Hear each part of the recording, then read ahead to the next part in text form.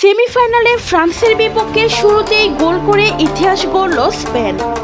High voltage এই ম্যাচে প্রথম থেকেই দুই দল খেলতে থাকে আক্রমণাত্মক ফুটবল। একের পর এক আক্রমণে জমে ওঠে পুরো লড়াই।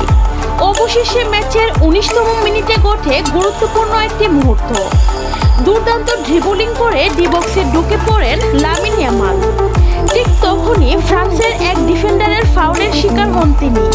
কোনো দ্বিধা ছাড়াই সঙ্গে সঙ্গেই পেনাল্টির বাঁশি বাজান রেফারি। পেনাল্টি নিতে এগিয়ে আসে মিগেল ওয়ারজাবাল।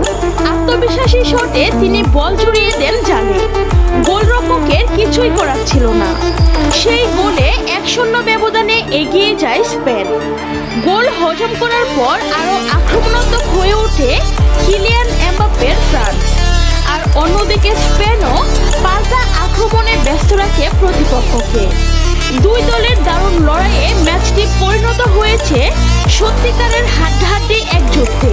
শুরুতেই এই গুরুত্বপূর্ণ গোল করে ম্যাচের নিয়ন্ত্রণ নিজেদের হাতে নিয়ে নেয় স্পেন। এখন দেখার বিষয় শেষ পর্যন্ত এই লিড ধরে রেখে ফাইনালের টিকিট নিশ্চিত করতে পারে কিনা লামিন ইয়ামাল।